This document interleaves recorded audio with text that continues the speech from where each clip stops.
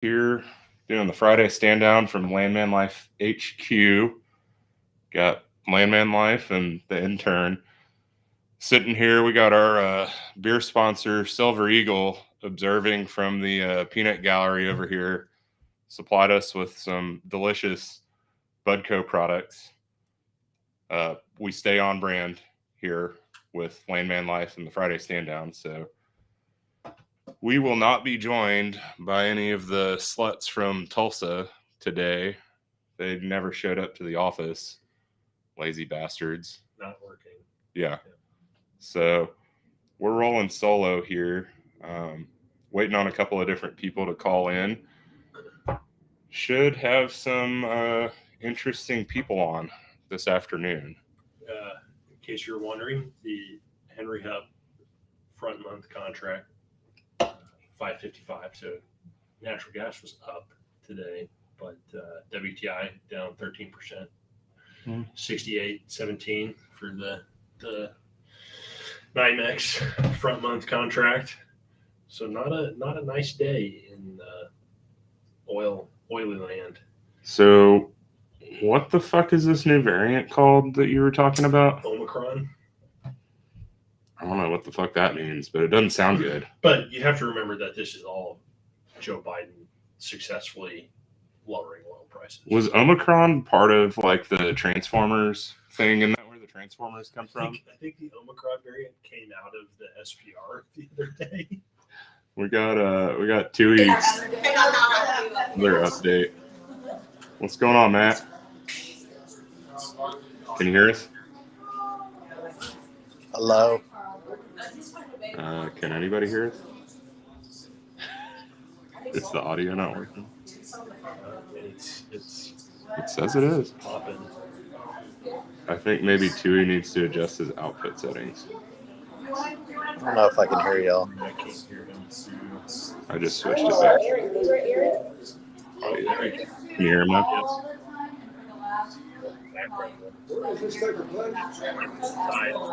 I think in Vegas. Can you hear us, Tui? Can you hear us? Yeah. Is it just too loud where you're at? I probably need to put on my headphones. You probably I feel do. like Jode. I can't hear a damn thing. Ask him for the weather update. Gates just wants to know what the weather's like. That's really all he's concerned with at the moment.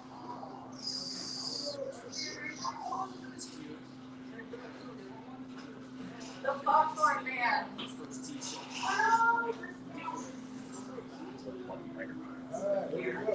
No, you should be on. Sound.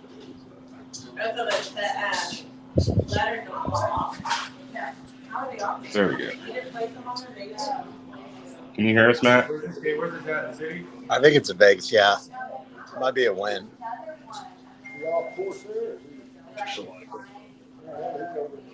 Just text him. That's not good. We need the weather update, and then we need him to hop off because he's not fucking paying attention.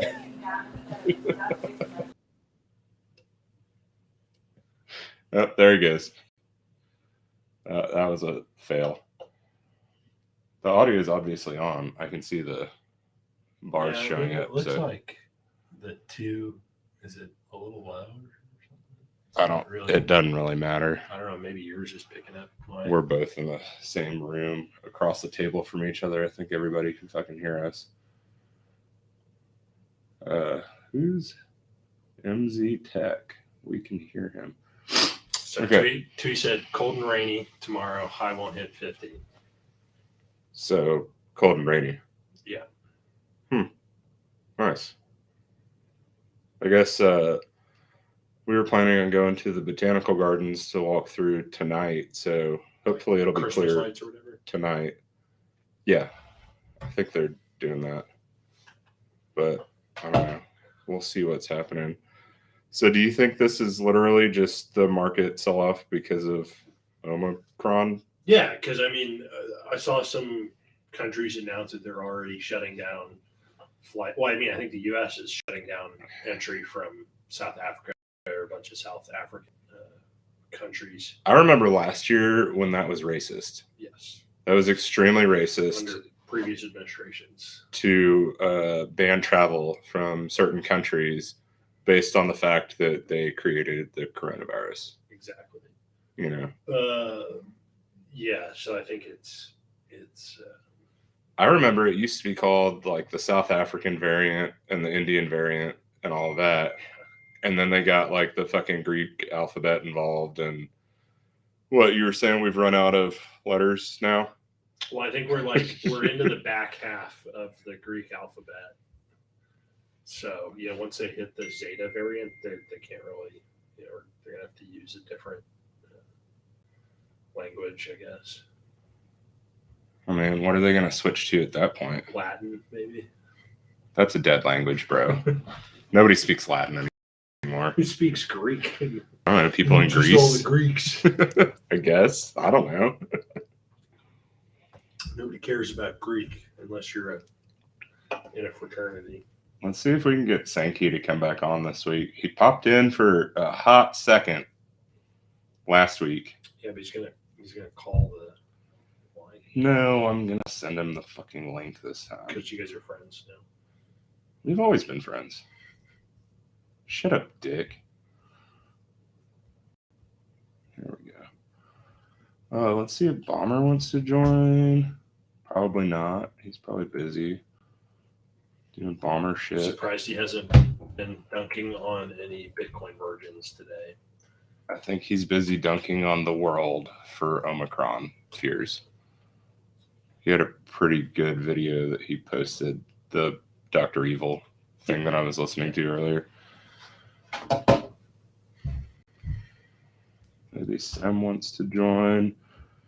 She's got in a car accident, so maybe not. Let's see here. I don't know. Let's invite Scott Leesburg. He's probably not doing anything except sitting around making fun of landmen. And talking about how minerals should be nationalized. Did he say that? I mean, I think his idea of a fair royalty rate for a lease is like 0%. Well, that's just because he doesn't understand how any of that shit works. I mean, the United States doesn't work like that. Right, but he's saying it should. Well, he can join those other stupid fucks that think we need a parliamentary system for government. So I mean, we could get on and give him a little like real estate law, property law 101. Yeah, I don't really feel like going through that. I don't think he actually cares. I think he's just trolling.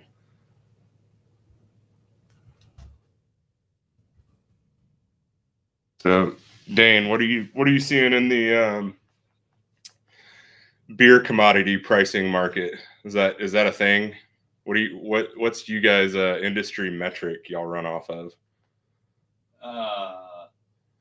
Yeah, hectoliters, Gates. Oh, okay. Yeah, So that's the metric by which they measure how much beer they've sold by the hectoliter. okay, so how No idea how big that is. How many hectoliters are we going to drink today?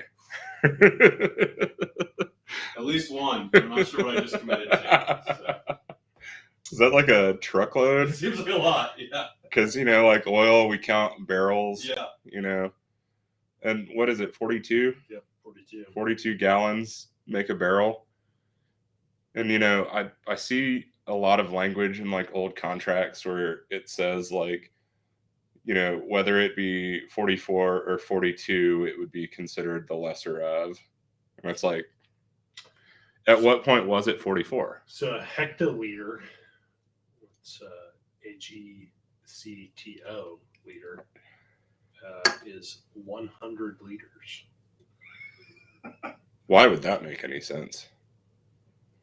Not sure. So how many liters is in my 12-ounce beer? Point. I'm gonna go with 0.4 liters, based solely off of how large 1 liter liquor bottles are. 1 liter is 33.8 fluid ounces. So I was a little high with 0.4, so it's more like 0.3. So 100 liters. It's like a third. Okay. 100 liters, basically 3,400 ounces of fluid. That's a lot of beers. It is a lot of beers. We're gonna get real drunk, Yates. It's not on that. I mean, so we're gonna have to drink 3,000 beers, approximately. 3,400 divided by 12. 3,000 if they're 16-ounce beers. Probably more if they're 12. 283 if it's 12-ounce beers. 283. Yeah, 3,400 ounces. 30. Oh, 34. ounces. That's yeah. 3,400 ounces to get 100 liters. Yeah, we're way off topic. Math is hard. If Math is very hard. it doesn't equal 1, we can't figure it You out. ready for another? Cheers. Yes.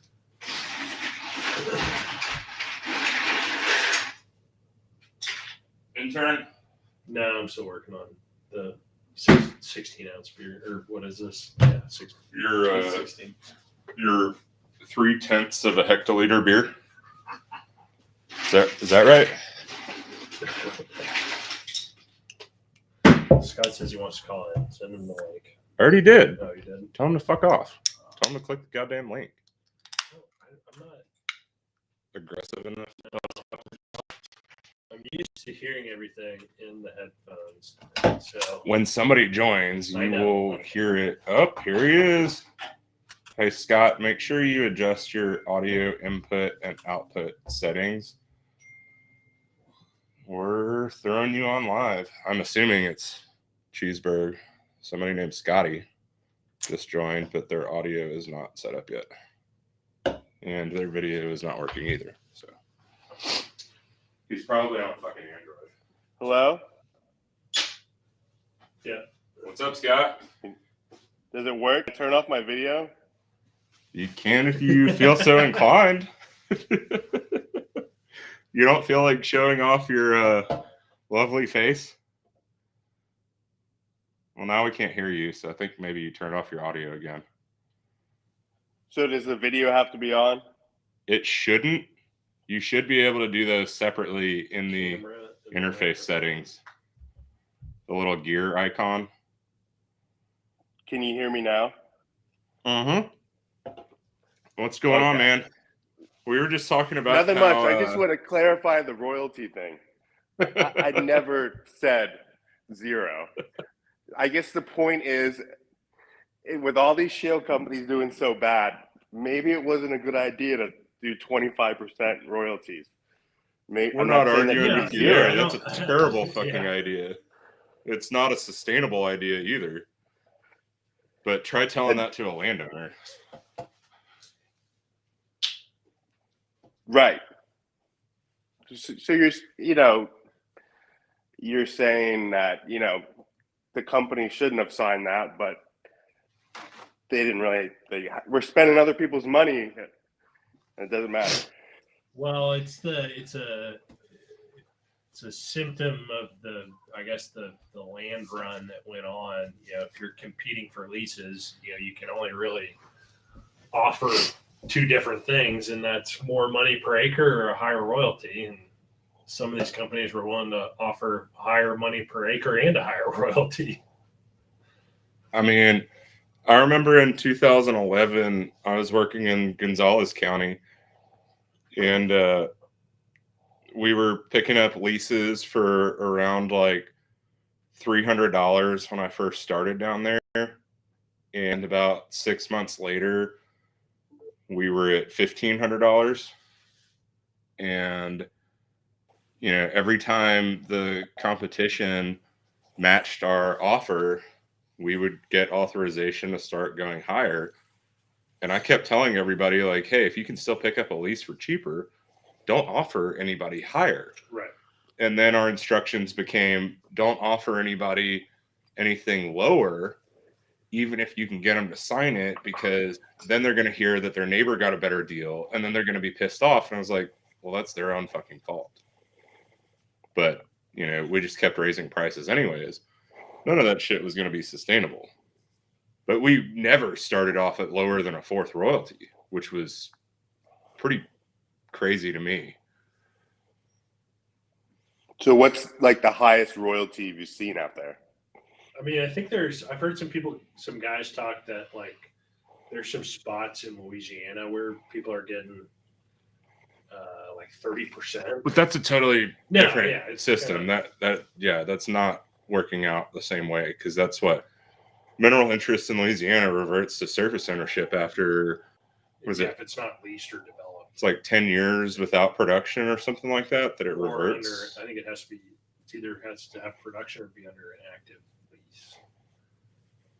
Okay. After the Can you hear me? Okay. Yeah, we can hear you. Can you hear us? Okay.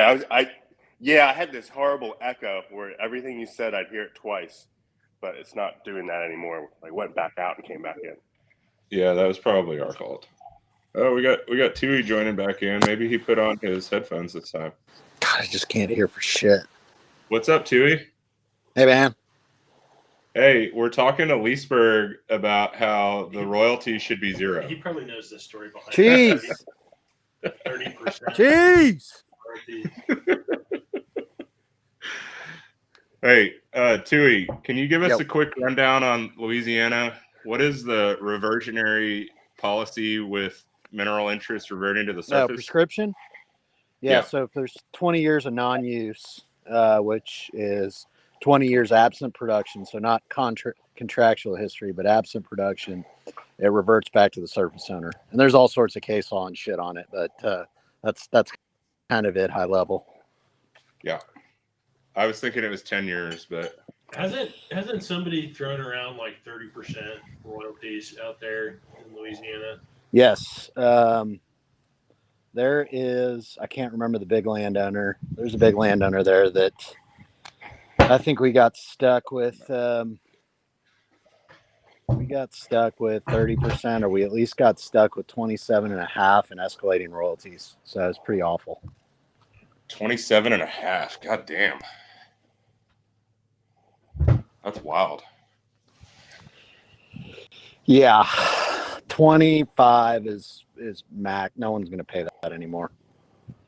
Even though, You know what's crazy is that there's still some spots in Oklahoma that you can get people for like an eighth. yeah, you can do it in Kansas. So it's I've talked to people in EFT and they're like, they won't take a lease unless it's an eighth. Because, you know, they're just small time people. That's how you have to do to make a profit. Yeah. I mean, like, if you can still sign leases at an eighth, that's awesome. But if your well's not going to be that great, then you probably need it. we're trying to find shit for a fifth in South Texas, and nobody will fucking sign. I mean, we've tried adjusting bone and everything, and nobody will sign. Major basins is spoiled. And everybody keeps saying, whatever, we'll just leave it in the ground. And it's like, okay, that's fine. You know, that's your choice, you know. If you feel so inclined to not have production, then don't sign the lease. But also, you know, if we get into a situation where there's a landowner that won't sign a lease and they only own a portion of their minerals, if somebody else on that same tract does sign and we can potentially carry that interest, you know, it definitely, you have to make sure your models are correct, but there are situations where we would drill a well on somebody without a lease. Oh, we do it all the time. On a certain part of the wellbore. You know, you probably wouldn't want to do that across your entire horizontal, but no, I think the industry standard on that, assuming that your economics allow for it's about 90%. That's threshold. You don't want to carry more than 10. Yeah. But I think I don't want to kinda carry any. Up to 15 in extreme circumstances, somewhere around there. Yeah, I don't want to carry any, but yeah, I mean, if it's a good enough prospect, then yeah. Where are you? Are there good horizontal prospects? Is that a thing? Who said? What was the question? He said, "Are Those there are good good horizontal horizontal. prospects?" Is that actually a thing? Well, we know there aren't any good vertical prospects left. They've all been drilled. I can say Laura and Jeff Allen, they just drilled a shallow conventional, 5,800 feet, IP'd at 200 barrels a day and 1,100 MCF. Yeah, what's it So- flowing now? I don't know, but I mean, even if it's only doing 100 barrels a day, that thing's going to pay out. Oh hell yeah! How many sands? Where is it? I don't have all those details, but I'm sure you can ask. Yeah, Ballard's one of the- Ballard's a big conventional player for sure. So, and they're, have you seen the energy founders or funders? Laura Palmer, I think. They're just trying to do kind of drill conventional prospects and with energy funders, right? Isn't that what it's funders. Founders. Yeah. Yeah. You know, founders. Hopefully, Twitter. none of them are listening. Get their name wrong. I don't think is anyone listening. Probably not. I don't know. You got to start somewhere, and if you're a landman, it's probably from the way bottom. I mean, the only numbers we like are the number one. That's it. The number one. I don't Yeah. get that. Everything has to add up to one, Scott. Like the least percentage. I get it. Hey, I've got a great story about that. We were a place I worked before. We'll say the guy, like, he was a good arm waver, but he really just wasn't that technically sound. And he wanted us to check one of his decks one time, and it added up to 150%. And at that point, we knew we had problems. Yeah. So 1.5. Everything needs to add up to one. Yeah. Can't be less than one. Can't be more than one. Oh, intern, what are you drinking? Bud Light, since our Silver Eagle Budweiser distributor is hanging out with us today. Oh, nice. So, Gates and I are always good about being brand loyal. The super dirty. But it is just hanging out. Nobody from Tulsa, from the Bird Gang, wanted to talk to us today. Did we send a link to Maurice? Maybe Maurice wants to join.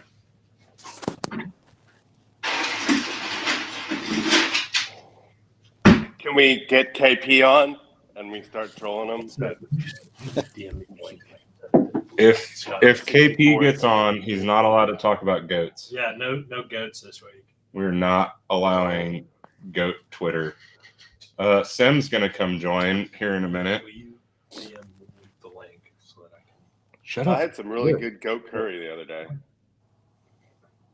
Does he? I'm eat the checking goats? scores. No goat Oh, talking. now. shit. Never mind. I would. Who you got money on right now, Dewey? Oh, Everybody. let's see. Cincinnati, UNLV plus 18. How you feeling Arkansas. about Oklahoma and Oklahoma State? I like Oklahoma State. Got I do UTEP. too. I hope they win. Oh, hey, we got Alberta joining us. I had the wrong link there. I kept messaging you saying, bring me up. And then it turns out I had the wrong link. Bring me up, Scotty. Alberta's Fuck yeah. got a U.S. long distance now. Fucking right, I do. I'm in the 20th century. I don't have to send fucking telegrams anymore. Smoke signals across the border. Exactly. Yeah. I'll be harassing all of you regularly from now on. Yeah, he called me today, and I was like, "It's from Calgary." And I was like, "Is this either a spam call or garbage is calling me?" So It was did he garbage. ask you about your car warranty? Yeah, He should speaking of have. car warranty, no. Oh man, we get so many. I don't know. Do you guys get a lot of spam calls down there? Because man, we get so Fuck many. yes. I get like one a day saying there's a warrant for my arrest and stuff. And man, And whenever it's a robot there was a talking. warrant for my arrest, they never called me. They never called me. Yeah. You just randomly get pulled over and arrested. Exactly. Exactly. They're like, sir, your registration's expired and you have 16 warrants for your arrest. You're going to prison. It's like, oh, you got a murder warrant. That's going to be $1,000 bail. And you're We like, wouldn't wow, want to that's prevent you from amazing. driving through a Christmas parade or something. It's been at least 10 years since I murdered remember, somebody. that was the SUV's fault. Oh, yeah. It was the SUV's fault. It was the SUV's fault. If it was a Tesla, would it have automatic braking and it wouldn't have happened, right? If I it was don't a know, I'm Tesla, pretty if it sure was a Elon- Tesla, if it was a fucking Tesla, Elon Musk would be dropping some fucking tweet about Grand Theft Auto or something and be like, 1,000 points, didn't get the hooker or something. God. I think we've got Mackenzie and Scott on here. Yeah, I mean, it looks like they have no cell phone service, but You said they're in Louisiana, right? Shreveport, yeah. That sounds about right. We were trying to get Clint Barnett to join, but he's currently hungover in the car driving to New Orleans. Oh God. Ouch. He's been Rough. getting around for a couple days because he was hunting and then back to Houston. You know who's really been getting around? Fucking more drilling. I sent him a message last week when we were doing this, and he sent me a picture. He was in Scotland. And then I sent him a message this week, and he's like in fucking Charleston or some shit. And I'm like, Jesus, man. That must be the life, right? Oil is back. I don't Well, know. what? That sounds pretty miserable at my old age. What, you're like an hour from home right now? Well, it's really like 35 minutes, but with the holiday traffic and the two inmates and the crazy warden, it takes a lot longer, or feels like a lot longer. How's the hot tub been? Outstanding. Damn. It's like Pizza's pool really- size. Thing's massive. Oh. I mean, it looks like a sweet setup. Have you checked the gas meter to see how much your monthly gas price is? I mean, I'd say we're doing our part for sure. Yeah, you can't look at it like that. That's a thermal storage device. You know, you're stocking up on thermal mass for when gas goes to like $1,000 an MCF, and then you can arbitrage it somehow. You can like put your pool water back into the grid that other people can use to heat their house. Yeah, you know what I'm saying. Yeah. Start backfeeding your Send hot it tub back into with the a natural gas separator. system. Put a separator by your pool unit. There you go. Uh-oh. The warden's asking where I'm at. I just want to see. You're supposed to be having family time. Oh, here we go. Yeah, I was gonna say, I was listening to you say that, and I was like, you're saying that with your wife in the vehicle with you? Like, you are one ballsy. You are No. damn, Jesus No. Christ. She's lurking somewhere. Hey, Sam, how's it going? Good. How are you guys doing? We're doing good. Chilling. Doing a lot better after we have a couple more of these. Yeah, I know. What are you drinking? How are things up north? Cold. I'm sure garbage is with you. Oh, that's not cold. I was out riding my motorcycle yesterday. This is cold. I'm not used to it. You know, frankly, I'm not really mentally prepared for 6 months of this. So Yeah, that Oh, it's not sounds even awful. going to be 6 months. Like, look at the global warming we got going on. I'll be back out on my bike in late February. We'll be styling. We're good. All we need is for the rest of British Columbia to wash away in a big rainstorm, so that we can just sort of run a pipe out to Kelowna and call it good. yeah. I think we'll be good. We'll be good. Hey, it's 58 here. That's cold for us. We It's got like the summertime. kid wearing a hoodie into the office today, but He's comfortable. he's staying on brand. He's wearing our hoodie. I'm trying to contribute. Yeah, actually, I'm wearing one of our shirts too. So everybody's on brand today. Since my fit's too big. What would you do if Yeah. you came in with a digital Wildcatters hat on? Someone's getting their ass whipped if that happens. They don't have, Wait. Don't you have a Pizza Equity Fund hat yet?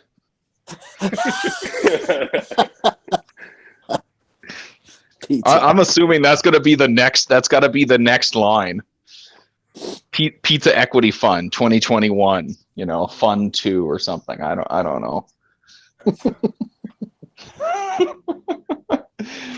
Oh man, my life has been so peaceful since I blocked all of them. It's really been nice. It's been great. Although my Pizza Equity holdings are probably well down. Thankfully, they're not marked to market. Well, you could buy some like Dominoes to hedge. I got some Dominoes in my fridge right now. I got like 3 pieces of leftover pizza from yesterday. That's even more reason to buy. I'm fully hedged. That's amazing. Okay, we're good. We're good. This is How why much I buy is Domino's in clothing Canada? companies, because I spend so much money out of Aritzia. It's like a natural hedge for me just to buy the stock. So that's what I do. Totally. Oh, Nice. I think my sister-in-law was talking about getting on that site for Black Friday today. That particular one you just mentioned. Yeah, I know we're supposed to talk about oil and gas, but I mean, they're huge in Canada. I know some of the executives over there, and they're expanding into the U.S. So I think they're going to. Yeah. And it's been a great stock. So you can't bet against suburban white moms when they start buying things. Pretty good Nope. stock, so. That is a swing markets. The suburban moms are powerful. They are. Oh yeah. People group. I mean, Lululemon, how much is that shit worth now? That's suburban white moms, right? It's market power. I'm just gonna check their market cap. I mean, it's the only store that has a lineup, so. It's true. Yeah, their So, market 62 billion now. Lulu. 18 billion? 62. 62 billion? Yeah. That's like bigger than the entire oil and gas industry. Jesus. That's the same market cap. That's the same market cap as C&Q. So if I get really depressed, if I look at her let's see what, or I'm not going to actually do this on the floor. Well, I probably might. Let's do this right now. So I wish Murray Edwards would come on and give his commentary on their market cap being bigger than CNRL's. That'd be amazing. I'd love to get Sankey on here, but he's probably doing something incredibly British right now. I remember when we got him on a space and we were talking about smuggling Canadians into the US, and he was just so fucking like, what the fuck is going on in this? And I don't know if he ever came back to a space after that. He sent me a DM the other day and was talking about he saw a video of the most attractive woman he's ever seen doing yoga poses. And it was like she was incredibly sexy. And the caption said, somewhere there's a man who's tired of her bullshit. Okay. I remember the first time I took my second line, I was in there and it was all these old consultants, like everybody in this room had gone into the oil patch between 75 and 79. And there was this big ass old consultant sitting in front of me. And like, he had like a white ring in his back pocket of his jeans from his bucket dip. And I remember we were talking about something. And he just turned around and he's like, you show me the best looking woman in the world, and I'll show you a guy who's tired of her shit. And you know what?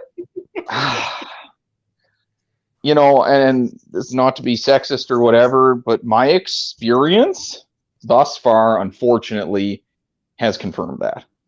It's unfortunate, but I wish it hadn't. I was young and optimistic at the time, and I thought, no, that can't be true. It's like, fuck. God damn it, Terry. So Lulu's earnings last quarter were 700 million, and C&Q was like 2.4 billion, and they have the same market cap. I just looked. Yeah, this is just it's sucks being an oil and gas.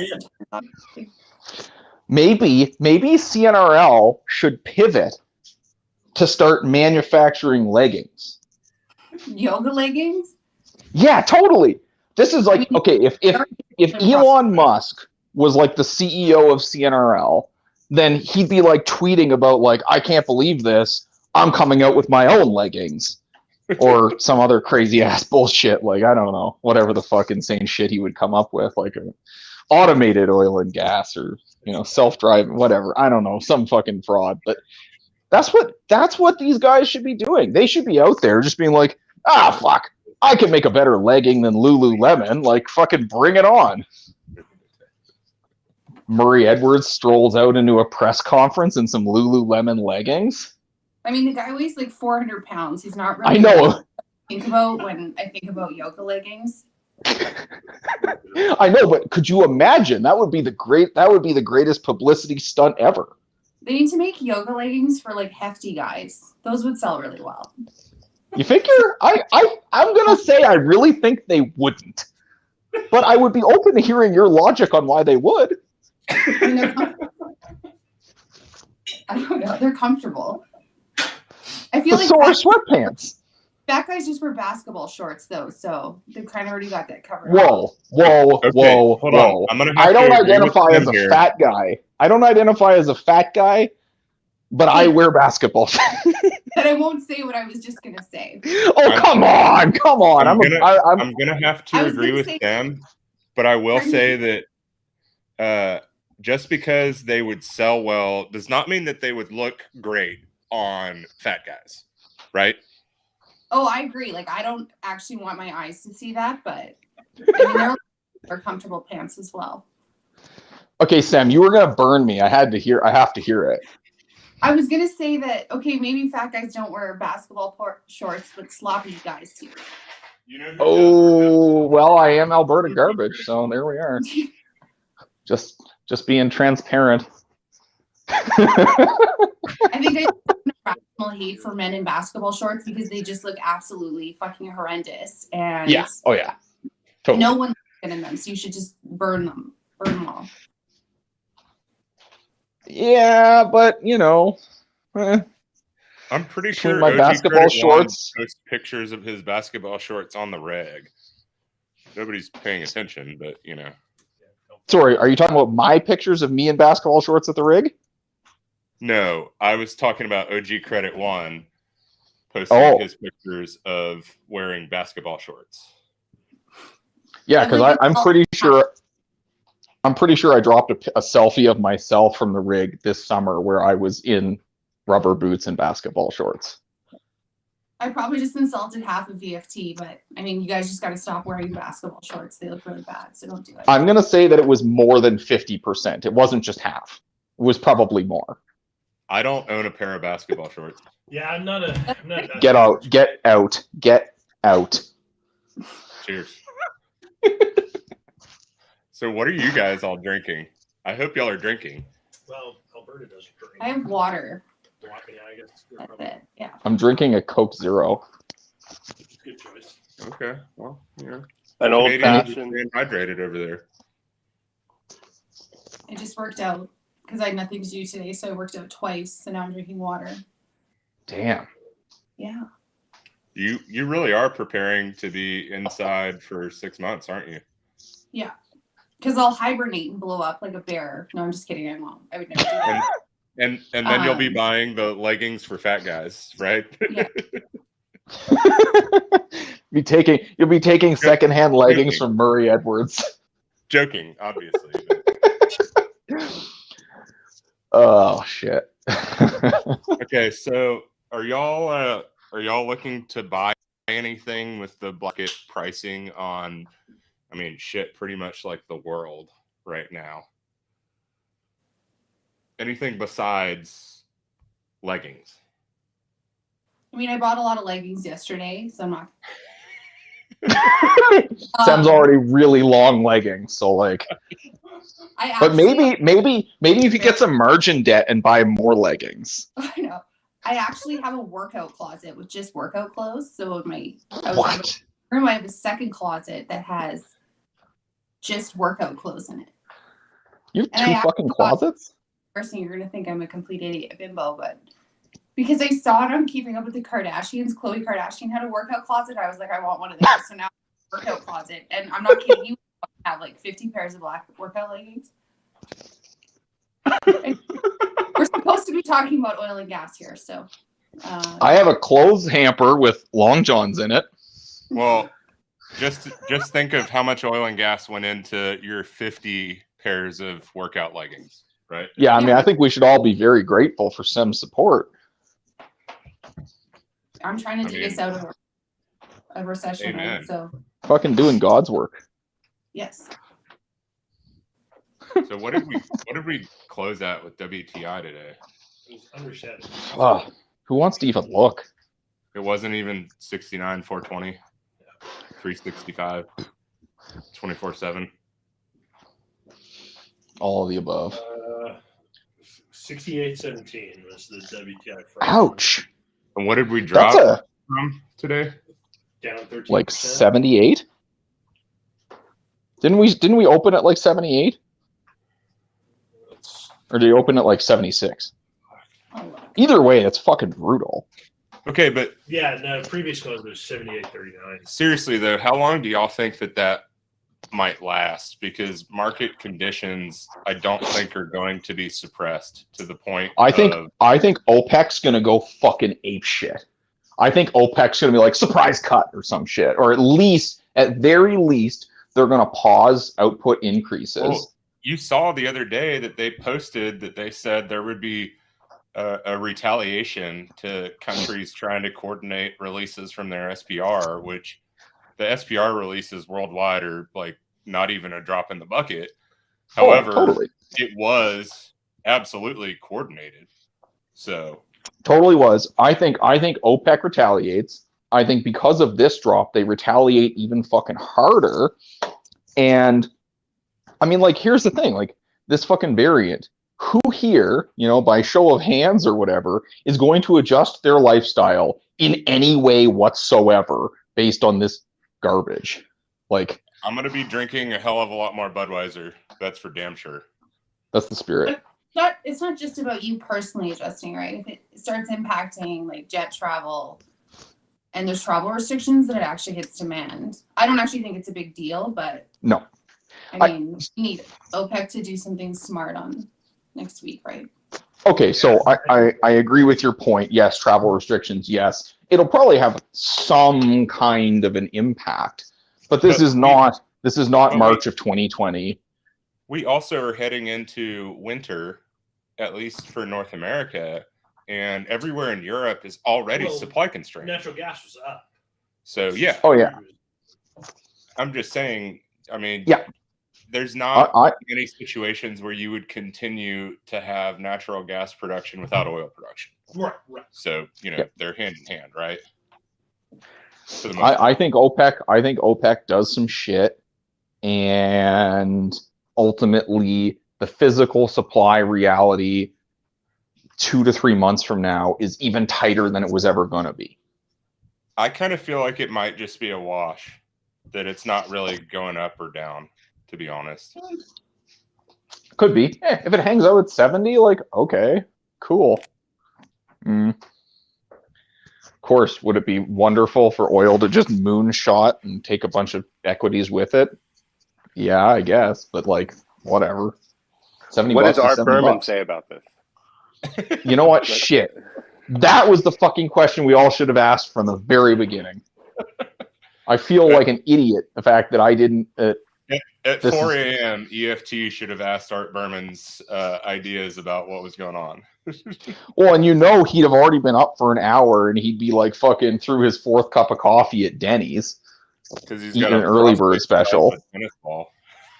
He goes to the country kitchen buffet. I think he has like a Metamucil shake in the morning when he gets up. His wife makes it for him. Gotta stay regular somehow. Speaking of that, in a semi-related, I have a funny story. So there was this guy that I used to work with that I really, really hated. And I would get to the office at like 5 before him every day, and I knew in the morning, I think I've told this story before, he would insist on making a crunch every morning at the exact same time. So I started going in earlier, and I would throw out the sports section every morning before he would get into work. And he would completely lose his mind because he would put them into the can. Anyway. Oh, that's good. That's fucking good. Oh, man. I have a story. My first day mudlogging on a Pioneer rig, the guy that was training me asked me to get a can of AIR. And me being green, thought he was being serious, and I went around with a bunch of different people. And so I woke up the tool pusher.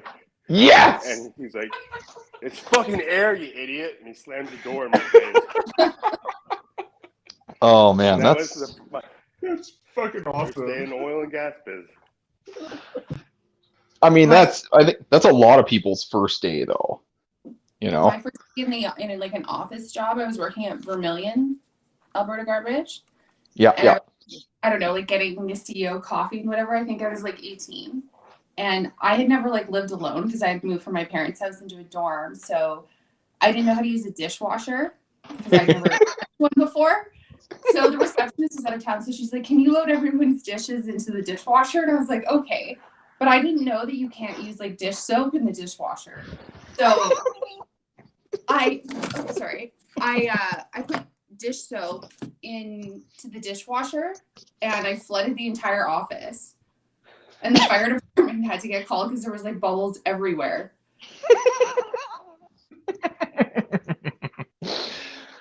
Oh, fuck, that's spectacular. I know. That's they awesome. A huge idiot. And it was really great because then like 5 years later, I was like the analyst covering the stock. And I was like, yeah, I was the one that flooded your entire office because I've never used a dishwasher before. Oh, yeah. Fuck yeah. I remember when I was working service rigs, I was on this rig and I was not as green as they seemed to think I was, but they insisted on the old key to the V-door thing, and I was just like, I know they're fucking with me, but I'm going to play along with it anyway because it's going to make them laugh, and like, whatever, you know.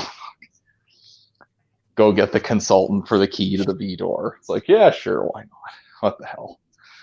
Won't ruin their fun. You checked the Matter Daddy, right? Hey? You've checked the Matter Daddy, right? The what? Have you checked the Matter Daddy? Nope. Is that the same as the key to the V-door that everybody's heard of that joke? No, I've never heard of this joke. I don't know what you're talking about. You haven't checked the Matter Daddy? No. Apparently not. No. I've never heard of this, and I've heard of a lot of bullshit. Elaborate? You're fucking with me, I think. No. No, I Dude, I've heard of a lot of fucked up shit that people tell people to do in the oil patch. Like, I knew a guy that would shit on the ground on the lease and then put a bucket over it and tell the fucking new guys that they caught a mouse and that they needed to grab it. And they'd be like, you have to, you know, fucking, we got it under the bucket, but we need you to fucking grab it. You know, like, yeah, you can't do it with gloves. You have to do it with bare hands or it'll get away. And like, we're going to lift the bucket and you got to just grab it as fast as you can. And they'd grab a pile of shit. And they do this to every new guy that showed up. But did you check the Matter Daddy? But no, I didn't. But no one has ever told me to do that. Say it. Ask me what it is. What is it to check the Matter Daddy? You're supposed to say, "What's the matter, Daddy?" And I say, "Nothing much, son." That's fucking terrible. That's terrible. That's a really embarrassing dad joke. Who said that? That was Scott. That was the geologist. Yeah. Joke that only a geologist would make that joke. Totally. Yeah, it's like this is Office Space and someone just said, looks like someone's got a case of the Mondays. Dear God. I don't know. I feel like everybody's got a case of the Fridays right now. All right, guys. I got, but it was nice chatting with everyone.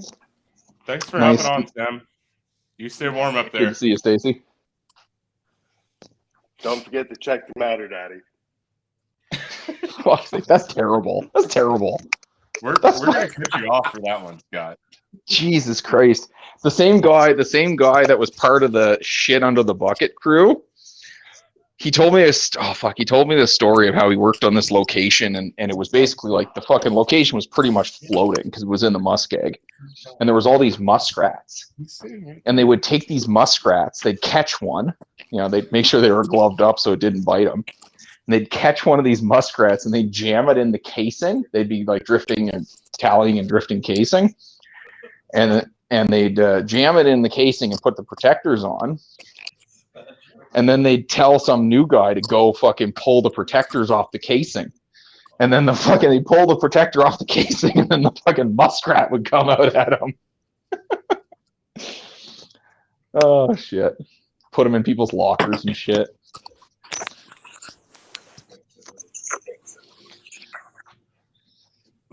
Fuck. Let's see. Oh, we got WTX. Yeah. Is he still out by the pool? What's going on, guys? What's up, man? Are you still hanging out by the pool? She's fucking mimosas all day, every day for WTX. That's his life. Hey, we just ran out of champagne. The neighbor just rolled by on an electric bicycle. I just finished up my TPS reports. Quick, go burn down a Wendy's. You fucking out of champagne? You must burn a Wendy's now.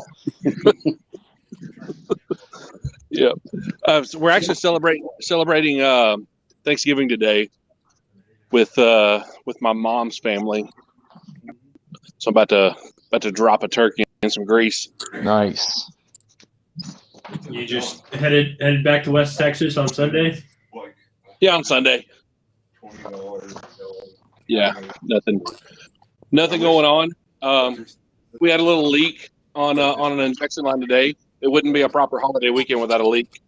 No. Hey, something's got to go wrong.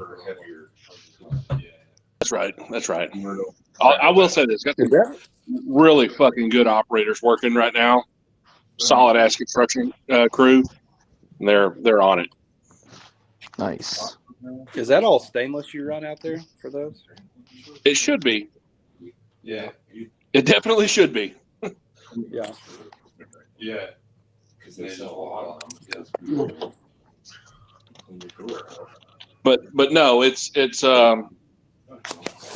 we just bought some stuff and it's a lot of like that green epoxy coated. Oh yeah. I just bumped up against my uncle's Mercedes and it's beeping at me. Has anybody ever seen this shit here? Obviously, it looks really cool. It is complete trash. This stuff sucks bad. What is he talking about? Has anybody ever seen this? It's What like the fuck is a piss poor? Oh, is it like a whiskey? Fireball. Yeah, it's like Fireball, right? It's like cinnamon flavored. It's created in the guys are out of Tulsa, I think, but it's junk. It's terrible. Yeah, any gimmicky looking shit like that's kind of bound to be. Yeah, it's I pretty mean, the Fireball's not exactly great either. yeah. You shut your mouth, intern. Yeah, I've got some strict rules. The brown liquor's got to come from Tennessee or Kentucky. The vodka's got to come from some sort of communist country or some sort of country that has communism in its past. You have to not be able to read the label of the vodka bottle except for where it says vodka on it. You have to get vodka from a country that knows what a potato famine is like. Right? That's right. That's it.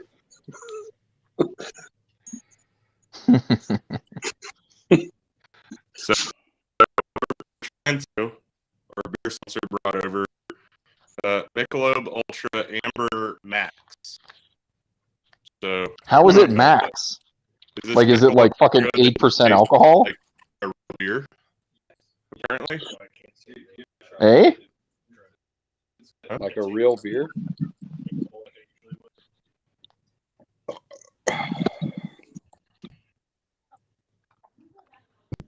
Definitely tastes more like a beer, and so I would compare this to more like the typical Miller Lite.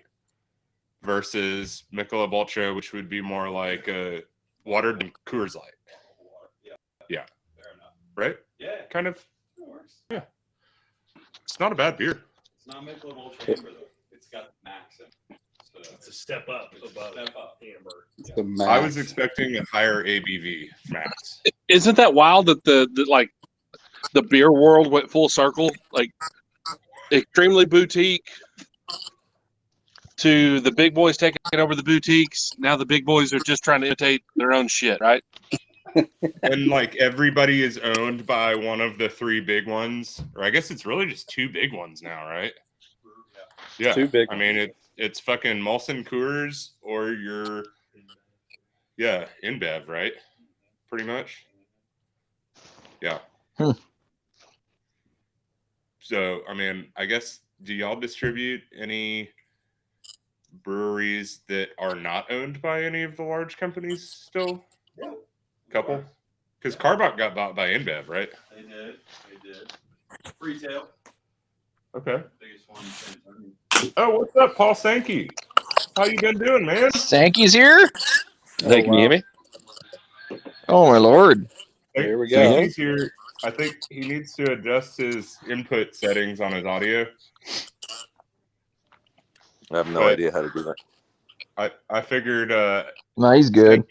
Sankey would be a fun person to have talking about what's going on with our price action today. Can you hear me? We can hear you. Yep. Oh, cool. We can, yes, sir. Yeah, How that you was an doing this interesting Friday, one. man? Yeah, I'm all right. I think the book, funnily enough, I published the book on one book that I run right before Thanksgiving, and it was up $2 million month to date. That thing with $50 million a bit at risk, and it went to zero today. It was like whoops. So I halved the position long PBF. I panicked. I sold at the bottom. Actually, I didn't sell at the bottom, but I sold early. But the rest of it held up, and the book came back actually okay. So it wasn't too bad. I mean, it's obviously. Sorry about the dog. Hang on. I was talking to the market maker at one of the big bulge brackets, and he was just like, "It's just typical that this, COVID thing would come out right after on Black Friday on a half day, right? And all of us have really PTSD, right, from Thanksgiving 14, obviously. So I don't know. I was surprised it went down so much, just because the specs were not that long. The specs were actually kind of short. So I don't know quite what happened, but I do think that the one really bearish thing out there was the dollar, and the dollar was saying like we should have a 6 handle, basically. The dollar did take a dive today. Yeah. And also some smart person told me to look at the dollar in Asian currency terms, not in euro currency terms, which is a good call. So it's probably an exaggerated 6 handle is probably exaggerated. And then I don't know about this variant, man. I stopped writing about COVID a year ago. You know what I mean? It's like I can't deal with this. So yeah, I don't know. I think everybody's got COVID fatigue at this point, but the media is going to continue to push it as the end of the world again. So, well, the market's so rich, but there was some stuff that went up today where you're like Zoom, where you're like, really? I mean, I think Zoom was up like 8%, and you're like, oh, come on, this is just that was probably the silliest price I saw. I was like, oh, this thing's gone to what's it at now? It's like 30 times sales. But the intern just said that Peloton was also up. Yeah, exactly. Oh, the COVID stocks are back, baby. Like, okay, I'm like, wake me up on. I didn't change any positions apart from the PBF, which was just, it was down big and it went down more. But the Peloton and Zoom, yeah, Peloton's a good one. That's a sure sign that we need to take a look at what happens on Monday and then decide what we think. Because what they're saying now, there's two versions. One is that OPEC might increase, just to play silly buggers. But the more important one, probably more likely, is that they don't increase because they don't really have the barrels. Yeah. So I don't know why they would actually increase at this point. Well, they're not that. I mean, they just don't have that much spare capacity. I mean, who's to increase? It's going to be Saudi and UAE, right? And you know, the biggest shock of the past month to me was that Q8 came out. MEES, you know, which is the Middle East Economic Survey, is very authoritative, does all the intelligence for Aramco. They came out and said Q8's capacity is only 2.5 million. It's listed at 2.8 on Bloomberg. It's only 2.5 million barrels a day, and it's falling pretty steadily. I know you guys follow Q80 politics really closely, but there's been like 6 prime ministers in like 6 years or something crazy. I mean, there's just a constant state of political flux in Q8, which was considered one of the, you know, bedrocks of Saudis of OPEC plus spare capacity. The other conspiracy theory is that Russia doesn't have enough European gas, right? So nobody really gets what Russia's doing. It's like, what are you doing? I mean, the price is $30 per MMBTU, and you're not exporting. It doesn't make any sense. They keep having challenges on their transport routes on all their pipelines. Everybody keeps fucking with them on their transportation rates and everything, crossing through Ukraine and other countries. And so I think that's contributed a lot to their supply issues, right? Yeah, but their inventory is really low in Europe, right? It doesn't make any sense. It's way, way below where it should be, and everyone else's inventory is kind of normal. It's just Gazprom inventory is really low. And if officially Gazprom's producing record high volumes, it's just all being consumed domestically. But I don't know how much domestic demand there really is in Russia. I mean, it's not like the economy's great. So I don't know. It's definitely a weird one. Is there additional volumes going to China from Russia? I Yeah, thought I it was mean sold. LNG and big. It's not really about China though. It's about the European, you know, the Ukraine stuff that you mentioned. Yeah. I was just trying to think of, you know, where if they are in fact producing at record volumes, where's it going? Domestic demand. Yeah. According to the data, it's being used internally. Okay. So Do you trust the data from Russia though? No, not really. I mean, it's just the one number, right? Yeah. I mean, it's Gazprom, whatever Gazprom says. Right. But nobody really gets it. I think what Alberto was maybe hinting at was that the gas was going elsewhere. Where else would it be going? And, you know, if they're shipping more gas to China, which they're trying to do to leverage that relationship more, you can't blame them. That makes perfect sense, right? Strategic partners and everything. Yeah, they've massively increased their exports to China over the past 10 years. I mean, it's huge. And the LNG is going really well. They've had hugely successful LNG projects as well. And, you know, the big issue in Europe is that you're shutting down the Groningen field, which used to swing 8 Bs a day, man. It used to it had a swing on it of 8 Bs. So you shut that and you've lost an incredible amount of swing capacity, which is basically gone. And, you know, that's causing significant issues. And then you've got this whole Nord Stream 2 approval, which, you know, some dweeb in the German regulatory agency has come out and said, we can't approve this. It's complicated by the fact that there's actually no German government. I mean, this is one thing that we highlighted when I wrote about it in August was, you know, this is going to be pretty lively because there actually isn't a German government. And so obviously that's complicating matters enormously. But we've always got Boris. Which, you know. But no, I was shocked. I was shocked it went down so much today. I didn't think it was that bad. Do you think that might be something that would correct a little bit more on Monday? Well, I was really, really wanting oil to hold 80 and then rally into winter, and I thought the group will have a huge up move if that happens. Yeah. Whoops. I guess not. Eh? So I think, you know, I want to see. It's kind of a wimpy way of doing it, but I want to see what happens with some decent volume on a more normal Monday. You know, as to whether or not, and going into the OPEC meeting, as to whether or not we're really going to go down another 12%, because it's obviously you know, not a good day to judge these things. Having said that, all the markets, as you know, are so inflated that they can go down 12% in the blink of an eye. That's why I was kind of laughing that Zoom and Peloton would go up, because I mean, there's nothing more inflated than Zoom and Peloton, right? All the other, COVID crap that's just wildly overvalued. And I'm sitting there, I'm toughing it out like Long Devon and Pioneer and all these guys because they've got specials. I think someone was saying, random 90s consultant was saying that somebody's X date was today. Oh, Lyondell paid out its dividend today. So I think there could be a bit more pressure on these things as they pay their specials, and maybe people just walk away after getting the special. I don't know. We'll see. But basically, Devon for sure is about the 10th of December is the record date. After that, we'll see what whether it loses $2.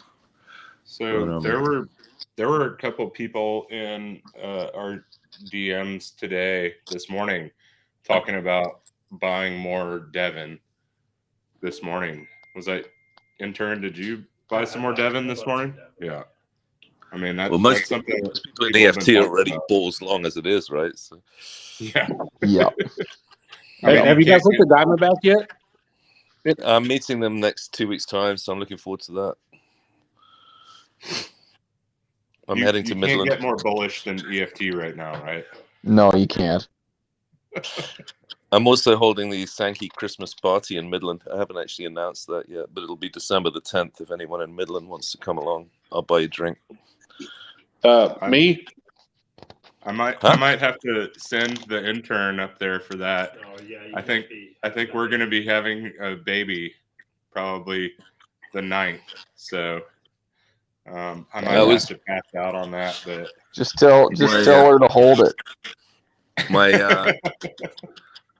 My ex-wife was super pregnant. She was, 9 months and a day or something, and we were sitting in Edinburgh in the Deutsche Bank equities office there, and next to Wood Mackenzie, and they came in and they said, "Hey, Sankey, you got to go to India this weekend." And I was like, "Why?" And they're like, "Well, we're financing this refinery called Jamnagar. You got to go and look at it. Somebody has, and you're next up." And I was like, "Yeah, but I can't because my wife's about to have a baby," and so I didn't go. But I really, really wish I'd got the opportunity to do that weekend Jamnagar trip. It would have been awesome. And in fact, I've never been to India, so we'll see. But India obviously is part of this strategic, coordinated, so-called SPR release, right? They're releasing 5 million. Nobody knows what China's going to do. The US one is kind of silly because it's a swap, right? And the market's backwardated. So it's going to be a little bit tricky to work out how you want to swap oil for today for a year's time and pay interest. I spoke to a major refiner about it. They were like, A, it's a swap, and B, they make the Brent price go up relative, and that makes the gasoline price go up. So you can read that in quite a few comments about it just seems silly. Big shocker that the White House has no idea what they're actually doing. Yeah, I mean, it really seems that way. It's really embarrassing, actually. I mean, everybody knows Joe's a bit vague these days, but the energy secretary is pretty depressing. That was fantastic. How much oil does the U.S. use in a day? What shocked me about that was how come she answered so quickly. Did you see how it went? So the guy was like, I'm about to trap you and ask you a really basic question that anybody who covers oil should know. How much does the U.S. use every? I don't have that number in front of me. She interrupted before he even got the question out. So I don't know what was going on there, but there was a few people shouting 18 million a day. Yeah, because then he followed up and he's like, "Well, it's like 18 million barrels a day." Yeah, exactly. It was definitely a trick question, but I mean, she should know, frankly. Oh yeah, absolutely, 100%. I mean, especially in the context of an SPR release. I mean, come on, if you're going to release 50 million barrels of oil, you should have a pretty good idea of how much oil that is relative to the U.S. market. So that was pretty horrible. Never mind AOC. Go ahead. So is Ukraine, them increasing production? I guess they don't have time for this winter, but just going forward in the future, would they be able to supply Europe with more gas? Or no, Ukraine doesn't have any gas production. Ukraine just has the transit lines, right? And because Putin's pissed with them, he doesn't want to send Basically, the more gas that gets sent through the Ukraine, the more fees Russia pays Ukraine. And so Putin's pissed with him, and he doesn't want to send the gas through the Ukraine, which is basically kind of why he built the Nord Stream 2, so that he didn't have to pay Ukraine, which has sort of been, it's sort of split. So he's kind of taken control of the Russian part, the pro-Russian part, but then there's the ethnic Ukrainian part, which doesn't want anything to do with Russia and wants to be part of the EU. So that's the kind of significant dispute for Putin. And ultimately, the theory is that he built Nord Stream 2 deliberately to fuck the Ukrainians, so that they don't transit gas across Ukraine. The problem is the Nord Stream 2 hasn't been approved by the German regulator, who's making up all sorts of obscure reasons, such as Nord Stream 2 is incorporated at a company within Switzerland, and Switzerland's not in the EU. You mean just like weird stuff.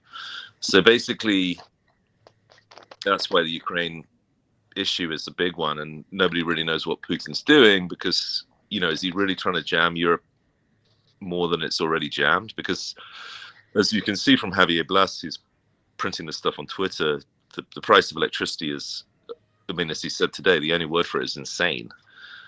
Gas is at $30 per MMBTU. Nat gas, stop it. And you know, it's a bad situation, man. I mean, they're shutting down industry in Germany. That's not a good situation. That's the other problem with the oil market. Okay, well, thank you. Yeah, I just thought Ukraine had production themselves, but apparently Maybe if we sent fucking Hunter Biden back in there, he could find some. You know, maybe there's a shale formation that they could frack in the Ukraine, and you just need someone with the ingenuity of a crackhead to get it out. That's my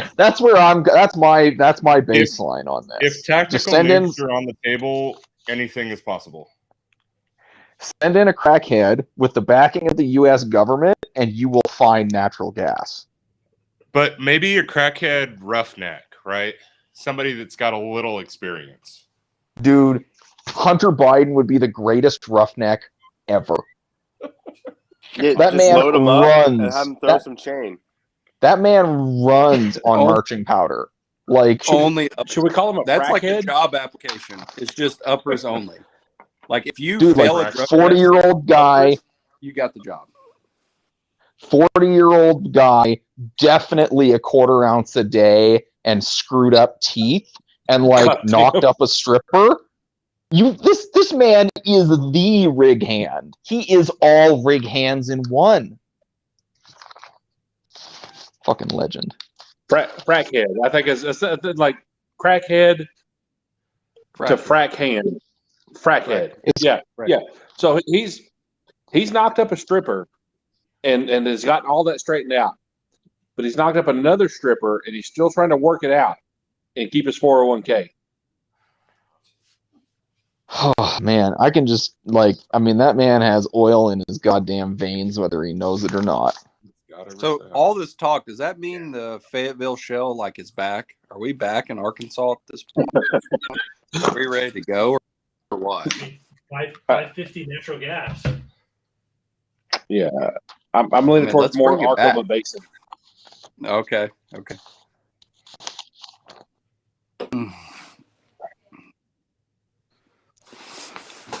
Matt Boyce would probably have a good opinion on that. He used to work at SWIN. He's a petrophysicist, and he knows a lot about all those different gas shale plays. This is when the oil field's really back, when they let company chemical guys start driving these vehicles again, cars. Like that's when we're back. Fuck yeah.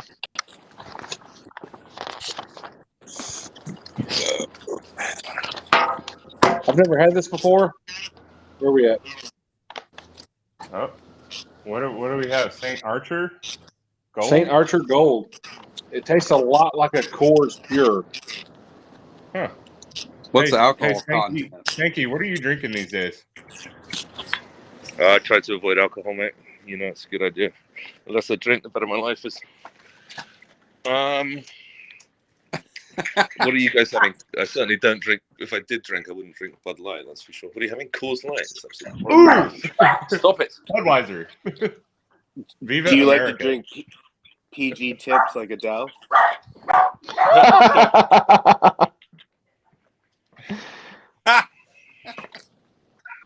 Yeah, sorry, I think I got cut off.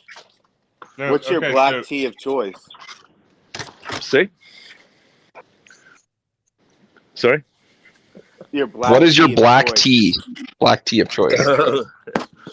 No, I mean, I bought my wife a very expensive bottle of wine yesterday for Thanksgiving. So that's going to be 1990 Bordeaux. And so I really love wine and heavy beers, you know, not the American stuff. And ouch! What Thank else? you. Tea, I mean, you know, Earl Grey, you got to make it English style, so you need super boiling water and a little dash of milk. But, so we have our beer sponsor here in the office with us today. Yeah. Does Silver Eagle have any stouts? What kind of heavy beer? No, it's not so much stout, although when I had malaria when I was a teenager, they told me drink Guinness, which is the best way to get. Stout is a good way to get iron. Very difficult to get. Interesting. Red meat, spinach, Guinness. What's the heaviest beer Silver Eagle has? New Holland Dragon's Milk. Has anyone heard of that? That sounds like a beer stout. Cheeseburger with dragons. It sounds like a fucking spell from Dungeons and Dragons or some shit. Yeah, I always reckon that IPA was great, and then I read someone describe it as IPA is like Brussels sprout deodorant. Well, but do you know I never got past that. Do you know how the IPA was invented? Because it's actually a cool story. When the British had their colonial empire and they were trying to ship beer to their garrisons in India, they would have to go around, the Horn of Africa, and the rough seas and the long journey would spoil all of their beer. So there was a scientist, chemist at Cambridge University, I believe, who came up with raising the alcohol volume in the beer to act as a preservative, which increased the bitterness. You add more hops and everything, and it preserved the beer while it was going on the journey. It wouldn't go sour. And then once all of the garrisons in India started receiving that, it became a thing. This is entirely true. Also, did you know that gin and tonic was designed for the guys in India fighting to stomach quinine, which was the anti-malarial. So they developed gin and tonic as a way of getting quinine into you without it tasting too bad. That's so the legend goes. Also, posh. Do you know the phrase "someone is posh"? I don't know if you use that in the US, but posh person is port Only out starboard. That stands for port out, starboard home, which means that on the way to India, you took the port out and the starboard home, so you avoided the sun. There you go. Huh. That's interesting. I'd never heard that before. There's a drinks file that I've written, which is free access. It's a book of my drinks of the week. It has the quinine story. It doesn't have the IPA story in it. But good call. You should add that one. That's a good story. Yeah. I after 52 weeks, it was 52 weeks I ran out of drinks, but IPA, I don't think I ever did it. I definitely did Guinness. And somebody the other day was talking about Iron Brew. I was talking about that at one point. Anyway. Okay, so December 10th, is this like a set date? Where are you having it in Midland? I don't know. Charlotte's. I mean, normally I go to the Wall Street bar, but I don't know if they're going to really want me. I mean, I don't know if you've got any idea. Honestly, I would suggest either Charlo's or the bar. Somebody sent me a fancy place. Was it Charlo's? One of them was fancy. Not Charlo's is definitely fancy. Yeah. Yeah. That's real fancy. There's some big days actually coming up. I mean, we've got so Gates, Pollard, and I'm sure he's talked to you about it, but Pollard and I were talking about one, and if we were looking for the finance bro, landman, wear a collar to work tie. And there was a place downtown that got recommended to us. But then if we were going to do something else, it was going to be the bar, or one of the other places a little bit away from downtown. Well, so it all depends if on you trying guys to are, express, right? if you're trying to do something on the 10th, then obviously I think you need to talk to Sankey and see if y'all could coordinate, because I don't know if Sankey's doing an invite-only situation or how exclusive that might be, but I think the more the merrier, right? Yeah. I was just going to buy people drinks. It's no big deal. I just didn't really know where to say I would be, and it's open to anyone. Obviously, it's Christmas, man. It's not the Christmas spirit not to invite people. Well, I mean, we'd be happy to join in and pick up some of the bar tab if you were looking to have anyone else involved. If not, that's totally fine. You guys are in Midland, right? We are out of San Antonio. Because I'm seeing Diamondback that morning, and I want to see Pro Patrol pump, and I want to see ConocoPhillips hopefully, and then I'm free from whatever, and I'm flying out the next morning horribly early. So, but I would definitely host drinks. You should absolutely have a party before you have. Yeah, no, I want to. If you guys want to do it together, that's great. Sure. Wait, what's the date? Absolutely. What's the date? Friday the 10th. Okay. And as I say, normally if I go to a bar in Midland, it's normally the Wall Street bar, but it feels like the kind of place they're not going to love it if we come with 40 drunk people. So we can book a room as well. So all this talk about lack of production and all this issues, we're saying that Apache's Suriname isn't going to pick up the slack here. Is that what we're saying? Nah, it's dog shit. I said that 2 years ago. There's a huge meeting next Wednesday. Exxon is called a Snap Analyst meeting on Wednesday, December the 1st. So at the moment, they're saying they're spending $16 billion this year, total corporate, and their range for next year on the Q3 call was 20 to 25 billion. So we're looking for this new CFO, the externally appointed CFO, Kathy Mickles, ex-Diageo, and she was kind of chatty on the call. It was kind of interesting, but on the Q3 call, she was chatting it up. So we're waiting for a big CapEx announcement from Exxon, whose Permian volumes were huge. There was a great comment made to me last week about the length of laterals that are going down. So people are going to 3 miles, right? So don't look at the rig count, or be careful of the rig count, because people are drilling huge laterals. And Apache, I don't know if we're going to hold our breath on that one.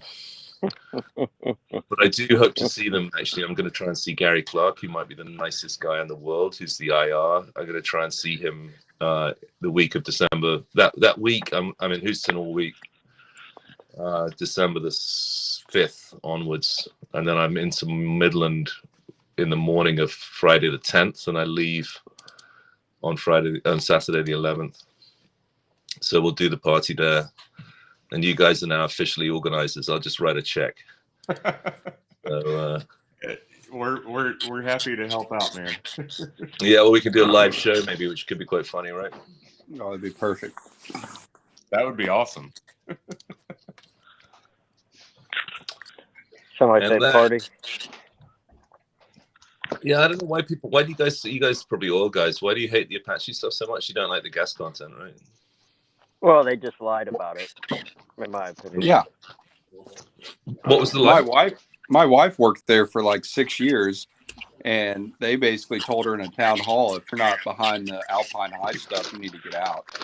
And everybody questioned whether it was wet or, gas. And they were like, well, we're going to go down and get the gas window. And then there's all this pay up hole that's, oil. And at the time, gas was $2 or whatever. Plus they had to build infrastructure, and it caused a lot of people lose their jobs and consolidate to Houston, move a bunch of people to Houston.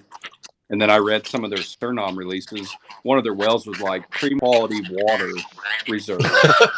Yeah. Well, that's awesome. That's great. I've that was been on spectacular. this since 2017.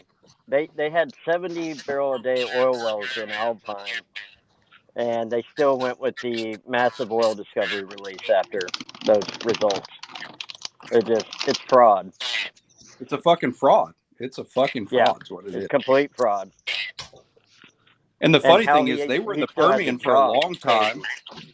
They were decent Permian operators back in the day. They would buy like Chevron's old water floods or whatever. They would do a really good job of coming in and operating cheaply. They got away from that model, and they even still had some good acreage out there. I think their wildfire field or whatever was pretty good. They didn't ever capitalize on it. They didn't ever take the advantage of it. And yeah, they're just shit. Yeah, they had great engineers. I mean, amazing. Oh yeah. I mean, it's the history of Apache is, the Plank, the guy that started it, was a tax accountant in the Midwest, right? He only started it for tax purposes, and it's never really. It's always just been a highly opportunistic company. But when they came to Wall Street in what was it, 17 or something, with the Alpine High baseball caps, I said to Chrisman, this is going to be a disaster. They had the famous EOG geophysicist explaining it to us, and he was obviously highly credible. But I was like, dude, I cannot believe you branded this thing and you've got it on baseball caps before it's really produced any revenues. It's just going to be a disaster. I don't know why. I don't know how. It's going to be a disaster. I don't know how he's not in handcuffs for what he did. Like I've made videos on Alpine High for 4 or 5 years, like actual documents showing that they knew it was crap. So Well, Cimarex, and if you looked Suriname at it, is there the was a same. lot of like good operators, good E&P companies that knew the Alpine was there. I mean, tons of people have already looked at it. It wasn't a secret, right? Yeah. Right. Yeah. But labeling it as an oil play, massive oil discovery, to get But shareholders to run it's it interesting up, with guys like you and disgusting. with the with guys like you and with the Wall Street guys, everyone was immediately like, this has got a gas problem. It was almost like immediate that it was like, don't even think about this thing as being serious. Yeah, Of course, now, if they played it off as gas, then nobody cares. It's like, yeah, they're Right. right, it's gas. But they played it off as an oil discovery and this massive PR campaign, and they had 50 and 70 barrel oil a day wells coming online and completion before they did that launch. Right. Like how he still has a job, I don't know. Like it's fraud. It's blatant fraud. I hope he's not your buddy, but he can't stand me. oh, okay, well, good. Gary can we Clark, cuss on this? the IR is super nice. Gary Clark, he's a great guy. But no, John is not on my Christmas. There's no Christmas cards. Yeah. Have you seen the coffee mug that we sell with Chrisman's face on it for the most wanted? Well, I really try not to do ad hominem. What I would tell you though is that I had a funny one a couple of years later where a huge investor, one of the biggest in the world, was like, "Oh, I can't believe I don't have an Alpine High cap." And I'm like, dude, I've got 5 Alpine High caps. I knew that it was going to be a disaster. I knew you'd have to get one of these caps. So I got like a huge vote from this guy, which means revenue, because I turned to my associate and I'm like, dude, you got to send in that Alpine High cap that you've got right there, right now. And we got like an A vote, which is thousands of dollars of votes. So it was cool. But no, it's I bet I can get you a hold of a lease sign for you. I probably can get a hold of one. Well, I've been talking to you guys that we've got to do the memorabilia shop, right? I mean, I have like every Exxon analyst meeting gift for like 20 years until they stopped doing them when they ran out of money. We need to have a call with you and me and the intern sometime. We've kind of been brainstorming about that. We've got to do this Friday night auction where we sell like an Alpine High cap and we'll get some drunk guy to pay a stupid amount of money for it. It'll be hilarious. I quit drinking, and that's one of the reasons. Yeah, right. You're not gonna find wake. What would a purchases. what would a plaque from Apache that has a drop of Alpine oil in it, what would that go for at the auction? I mean, it looks like gasoline. I think you could pay somebody a couple $100 and they'd take it. And they would actually There's a lot of it's the like, one as you can imagine, the one that's cult, which is a lot of fake stuff, is Enron, right? If you look on eBay, there's a ton of like, you know, golf balls and whatever. Well, but there's some real stuff. I think I bought the Enron 12 Days of Christmas baubles for a Christmas tree. I'm pretty certain I own that. You know, those things that they had 12 Enron baubles that go on a tree. I don't even know what I'm talking about here, but that was a good one. So there is a shit ton of fake Enron stuff, and there's a company that's a t-shirt manufacturer out of Arkansas that actually, I don't know that it's legal, but they trademarked the Enron logo like 3 years ago. And they have been filing lawsuits against anyone that sells merchandise with the actual Enron logo that is not genius. Official Enron merchandise, which I did not know that you could trademark a expired registered trademark in the United States. I don't know that you can. I'll tell you an outrageous one. My friend Bernard, who's a ruffian from Croydon, started worldsoccershop.com, right? It's the biggest seller of sports shirts in the US. And he had originally started rugbyrugby.com, which, you know, he said there's more rugby players because of college in the US than there is in Europe, believe it or not.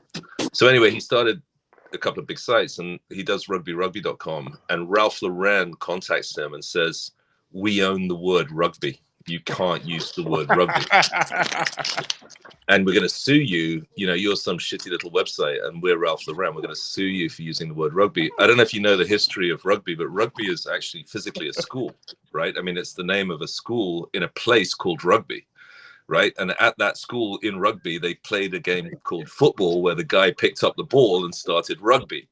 And then, you know, 120 years later, you've got freaking Ralph Lauren walk in and say, I own this name. I mean, you know, I was like, dude, we got to kill this guy.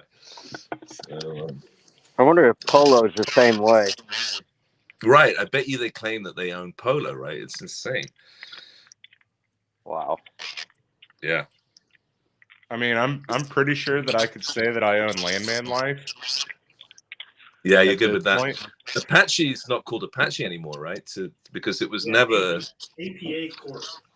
APA Corp. It was never. The funny thing is, it was never a reference to American natives. It was the initials of the founders, right? That's it's APA was the three initials of the three guys that founded the company, and they just made it into Apache. But apparently, guys at Chevron were saying it was hilarious when they were trying to negotiate Kitimat, and the native Canadians, I guess, were in the room saying, "Hey, we really like your name, man. It's so far back, you know." And nobody at Apache could admit, yeah, it's got absolutely nothing to do with American natives. But keep going. So weren't they like crazy now? For woke reasons, they're not allowed to use a name which wasn't an American native name anyway, right? But whatever. So. Weren't they like just real estate guys? Like they owned the Mall of Minnesota, the Mall of America? Yeah, wasn't it their deal? Basically, right. Basically, yeah. I mean, he was a tax advisor. Raymond Plank was, okay. And it was, I forget what they were doing exactly. It's a little bit involved, but basically, it was a theme. There was a way of getting tax deductions by running oil and gas fields. You guys probably go away and think about it. Weren't they like the first publicly traded oil and gas MLP or something? Yes. Yeah. Very close to it, if not the, yeah. Yeah. I mean, they did everything. Now, you know, the reason the stock is ripping is because they've said, okay, look, we're just a financial organization. We're just going to pay out as much possible dividend and buyback as we can. And we'll run high debt. And the market's, you know, ripped the stock. I wouldn't think it had a good day today, though. No. Okay, so if I'm going to just throw like all of my life savings, call it 10 grand into stocks, what are we getting next week? We're going to buy Devon. We're going to buy Pioneer. We're going to buy Bitcoin. Bitcoin. EOG. Look at Bitcoin. It's a dip. Let's buy it. I mean, I'm talking to one of the top prop traders on Wall Street. He really is. And we were talking about the positive correlation of Bitcoin because, you know, what's happened with these guys, with these Wall Street bets, you know, apes, whatever, is they're very highly levered.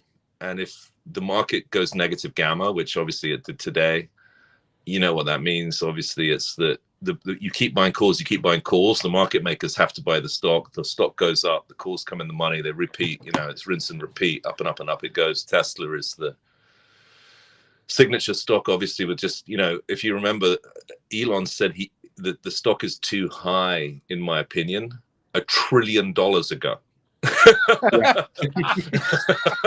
He was like, you're $1 trillion light on that one, Elon. So basically, now we've gone into negative gamma. You want to be a bit careful in these markets for sure, which is why I thought it was kind of absurd, as I mentioned, that Peloton and Zoom and what have you were going up today, because it's like, okay, that's weird. But anyway, the theory is that as they run out of, as their calls expire worthless, they have to take their Bitcoin to buy more calls. So that's why I was watching Bitcoin carefully today, and it was not good. Yeah, it was down pretty hard, right? I woke up at 4 a.m. and checked Coinbase and started buying some Black Friday deals on Coinbase.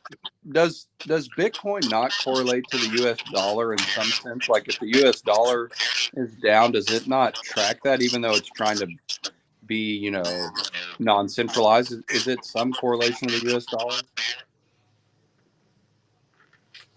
I'll run it for you now. Hang on. I'm at a Bloomberg terminal. It does. When the dollar goes up, Bitcoin goes down. Yeah. Relative market I strength. I thought Bitcoin was essentially just correlated to the S&P. No, it's still linked to USD. It's not. We don't. That's what I was saying really about whether or not, you know, I don't know. It's an interesting question. Hang on. Like, why can't I run a GR? So, Bitcoin over S&P. Yeah. Well, yeah. It's not that correlated. It isn't. It isn't. That's the problem with all these things that we've just said. You know, it kind of isn't. It isn't. 10-year, should it be correlated to the 10-year? But I think most people do the you know, DXY correlation on that, and so relative strength index. What's the rationale for that? So when the dollar strength is going up, the Bitcoin relative to USD is going to go down, and that most people who are involved in Bitcoin are basing the value in USD. And that's kind of the rationale for correlating those two. And they do have, you know, just some correlation. It's not a direct. Yeah, that's what I was going to say. If you look at the S&P or the DXY, it looks much, and I'm doing it by looks. It looks much closer correlated to the S&P, kind of. And then what was the other idea? I mean, the crazy one obviously is that it's the new gold, right? Because what's interesting about Bitcoin was that we thought it would be a new currency and there would only be 21 million of them. And so people would actually use it to like buy Teslas. And then we realized that's not going to happen. Right. And then it became the new gold, which is just like, okay, I store my wealth in Bitcoin because it's a store of value. You know, and it was a Mickey Mouse point I made in my research about 6 months ago or something. You can have $1 billion of Bitcoin on a thumb drive, right? But $1 billion of gold is not so convenient. That's hard to move. The idea is it's kind of the new gold, but I don't know. But apparently, if you are crossing international borders with that thumb drive, you could potentially be in a lot of shit. Yeah, but I mean, seriously, dude, these guys are still taking my, they're still taking my fucking aftershave. That's the level that they're. Yeah, they're not even close to undertaking this. I'm not seeing these guys going to be like, oh, I busted you with $1 billion of Bitcoin. That's why it's just a thumb drive though. So you just hoop it. You're not going to hoop $1 billion worth of gold. You can't. You just can't hide the Axe body spray there, right? It's just impossible. Yeah, exactly. or the toothpaste that comes in the 8-ounce bottle. Yeah, every time Heathrow Airport, every time I get busted. This time I had chutney. My sister made my favorite chutney, and the funny thing about it was they busted me with the chutney, and I'm like, fuck the chutney. And it's like Madhu Jaffrey's. She's a very famous Indian cook in the UK that does all the recipes that people follow. It's the most delicious chutney in the world, and I had smuggled this chutney into my bag, and they checked it, they took it away, and they came back and they said, it's chunky, you can keep it. Go ahead, Mr. Sankey. And I took my chutney right onto the plane. Because it was chunky? Because they specifically said we can see it's chunky. So what you're saying is if your explosive component, if your theoretical explosive component that you had that you were going to use to make your shoe bomb were chunky, you'd be fine. You'd be like, no problem. You got to add. If they had said to me, "This is not chunky, you can't take it," I would have been like, "I get it."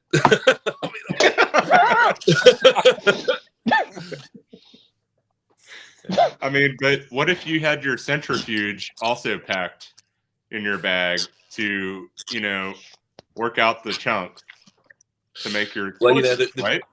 The beauty of it always is, God help us, but the terrorists are so stupid. You know what I mean? It's like you have to be a fucking idiot to be a terrorist in the first place. So the shoe bomber who had a Bic lighter trying to light his bombs.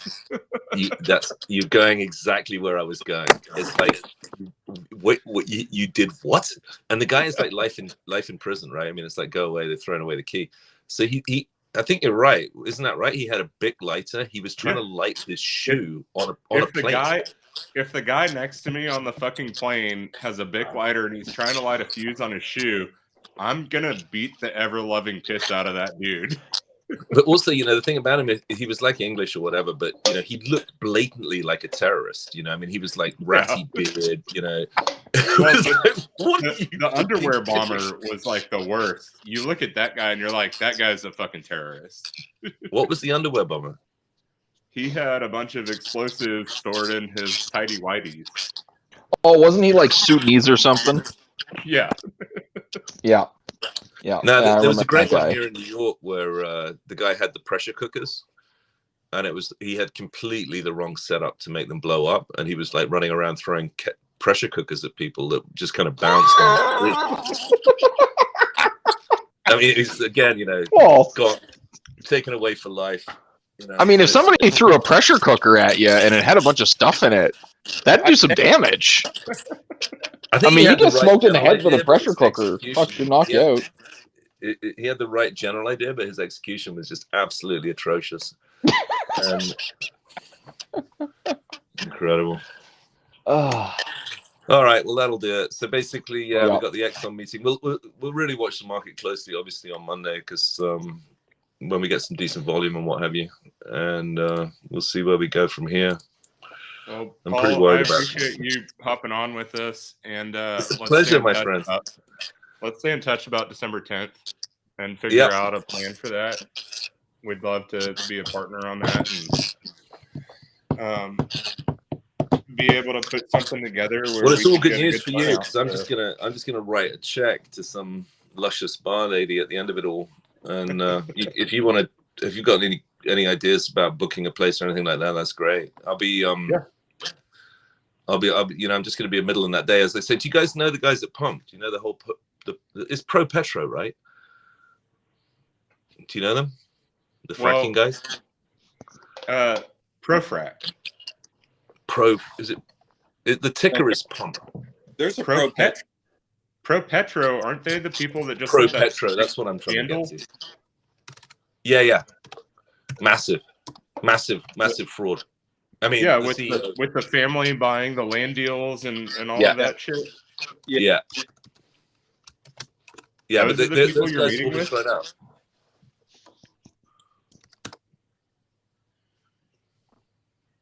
What's it called? ProPetra. Yep, that's the name of it. Yeah, I think they had a nice, really good fracking business in Midland, right? Yes.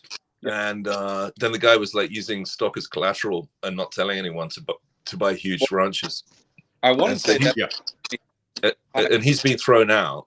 And there's a pretty good story about it in the Wall Street Journal if you want to read the whole thing. And he's out, and so now you've got a new CEO and you've got a fracking business. I thought it was cheaper. It's trading at $8 a share. The low was under 2. But I don't know. It's mildly interesting to me. It's a real, genuine Midland company. You know, they're locals. And the other guy I've got to try and get hold of is Tim Leach. He's a great guy. That's about it. Thanks for hopping on, man.